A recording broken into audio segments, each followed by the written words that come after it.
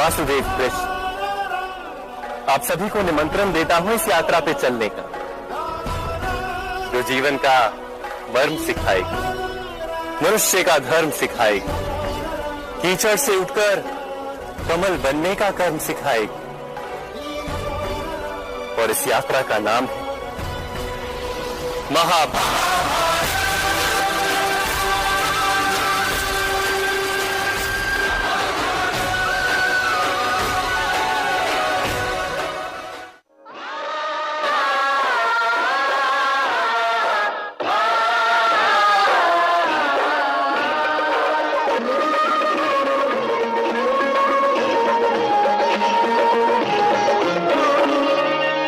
श्री महाभारत कथा, श्री महाभारत कथा, महाभारत कथा,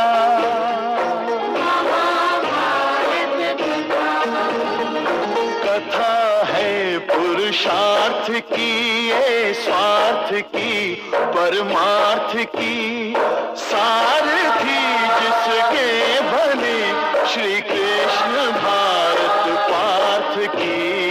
शब्द दिग्घोषित हुआ जब सत्य सार्थक सर्व था। माता देखिए ना मुझे दान में क्या मिला है। तुम पांचों भाई आपस में बांट लो।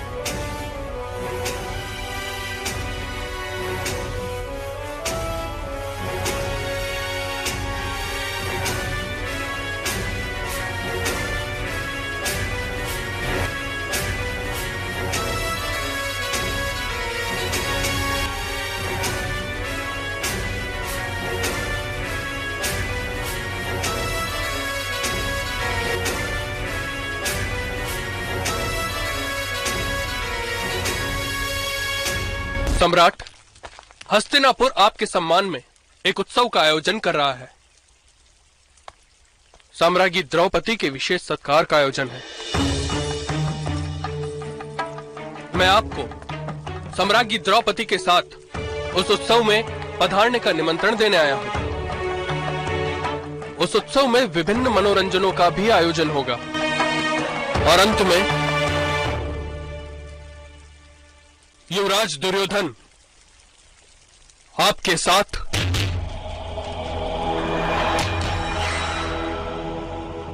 युद्ध खेलेंगे।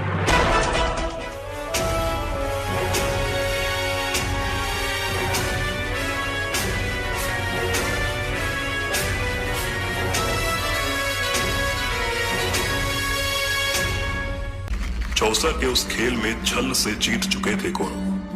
राजपाट, ध्यान और अभिमान हार चुके थे पांडव। बोलो, अब आखिरी दांव खेलोगे? अब दांव पर लगाने के लिए कुछ भी नहीं है हमारे पास। अरे युधिष्ठिर, अभी तो दुनिया की सबसे मूल्यवान वस्तु बची हुई है तुम्हारे पास। पांचाली!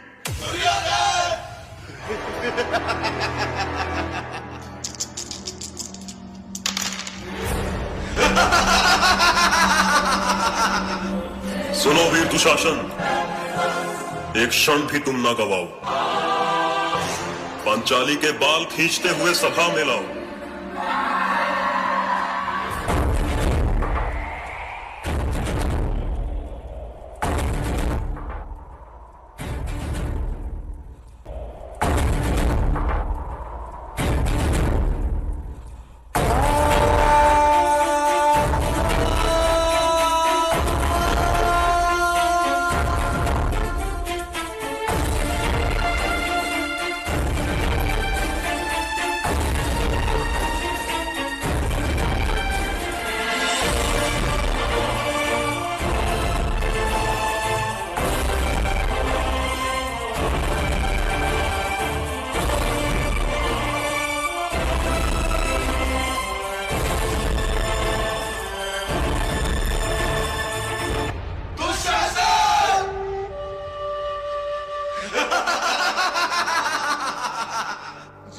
अब तो दिखाओ पांचाली, हम भी तो देखे तुम्हारे चेहरे से अहंकार उतरा कि नहीं।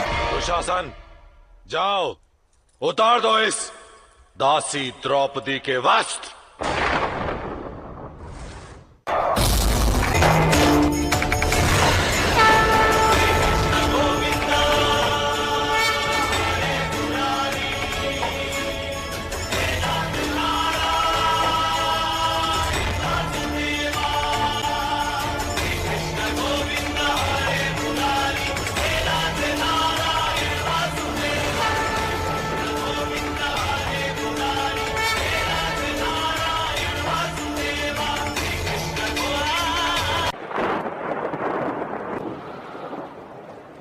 मुझे स्पर्श मत कीजिए राजमाता कुंती, मैं मलिन हो जाऊंगी।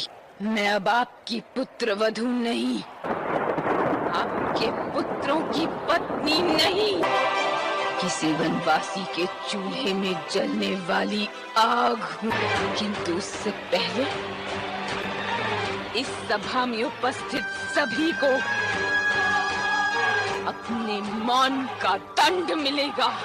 मैं मनुष्य नहीं, मृत्यु हूँ, केवल मृत्यु। इतना स्मरण रहे धर्म ज्ञानियों, दुर्योधन को उसके पापों का दंड अवश्य मिलेगा। आज इस सभा में समग्र विश्व की सारी स्त्रियों की आंखों के आंसू यहाँ बहाए हैं मैंने।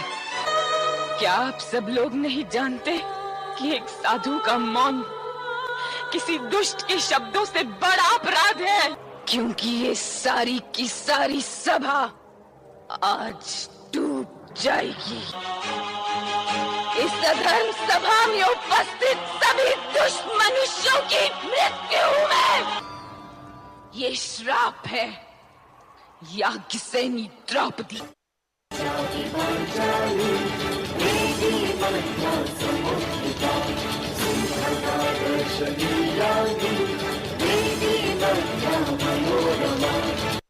महाराज धृतराष्ट्र, आज आपके अनुज सम्राट पांडु के परिवार ने एक बार फिर से उपकार कर दिया है आप पे। जाइए, सुख भोगिए, किंतु जब तक सुख दिखता है तब तक स्मरण रहे, जिस दिन मेरे पुत्र स्वतंत्र होंगे उस दिन आपके सुख का अंत होगा।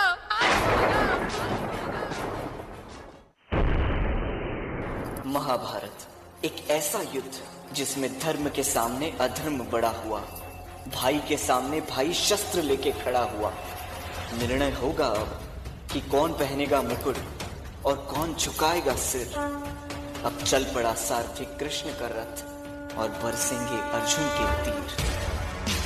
मेरे भाई मेरे शत्रु बनकर सामने खड़े हैं और गुरु द्रोण पितामह मेरे पूजनीय और बड़े हैं। कैसे उठाऊं उनके सामने शस्त्र। कर्मण्येवाधिकारस्ते मां फलेषु कदाचन मां कर्म फल हेतुर्भूः माते संगोस्त्वा कर्मणि। किंतु निष्काम कर्म कैसे संभव है वासुदेव? फल का ज्ञान ही तो कर्म करवाता है, और यदि दृष्टि फल से ही हट जाए तो कोई कर्म करेगा ही क्यों? कोई कर्म इसलिए करेगा पार्थ कि कर्म के बिना तो जीवन संभव ही नहीं। तुम सर्वश्रेष्ठ धनुर्धर हो, परंतु यदि तुम्हारा आखेट तनिक भी इधर से उधर हो जाए तो तुम चूक जाओगे। तुम्हारा अधिकार तुम्हारे वाण संधान पर है, तुम्हारा अधिकार तुम्हारी दृष्टि पर है, परंतु उस मृग पर तुम्हारा कोई अधिकार नहीं जिसकी ओर तुम वाण चला रहे हो। हाँ पार्थ, मैं प्रकट होता हूं, मैं आता हूं। जब जब धर्म की हानि होती है तब तब मैं आता हूं, जब जब अधर्म बढ़ता है तब तब मैं आता हूं। सज्जन लोगों की रक्षा के लिए मैं आता हूं, दुष्टों का विनाश करने के लिए मैं आता हूं, धर्म की स्थापना के लिए मैं आता हूं और युग युग में जन्म लेता हूं। किंतु हे केशव, धर्म की हानि होती ही क्यों है?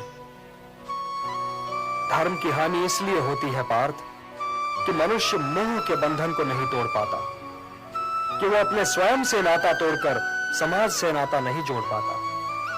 हे पार्थ, यदि ऐसा न हुआ होता तो लाक्षागृह दुर्घटना न हुई होती, द्रौपदी वस्त्र हरण न हुआ होता और कौरव और पांडव सेनाएं यूं आज एक दूसरे के सामने नहीं खड़ी होती।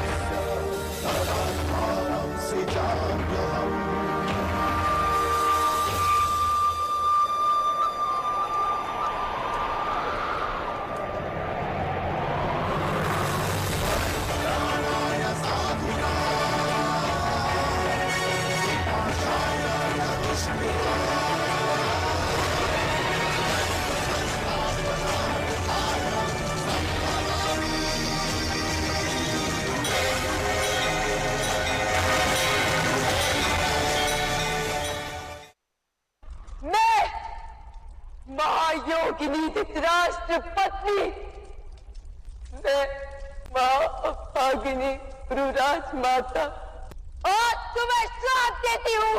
नहीं राजमाता, हाँ, श्राप देती हूँ। इस प्रकार तेरे वंश का नाश हुआ है, इसी प्रकार तुम्हारी आंखों के सामने तुम्हारे यादव वंश का नाश होगा। तो आज ये वासुदेव कृष्ण माता के श्राप को भी स्वीकार करता है। मैं आपको वचन देता हूं माता,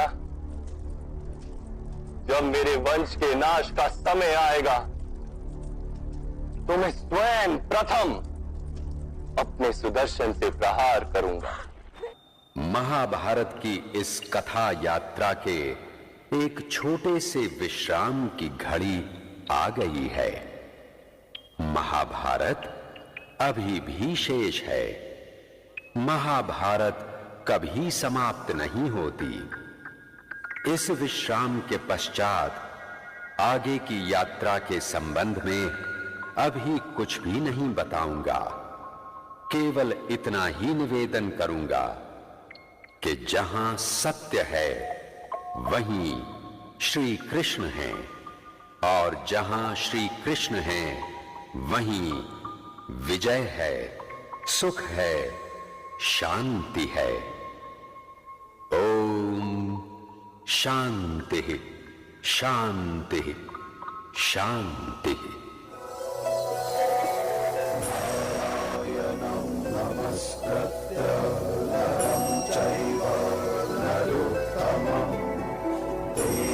सरस्वती व्यासं ततो जायं उदीरये।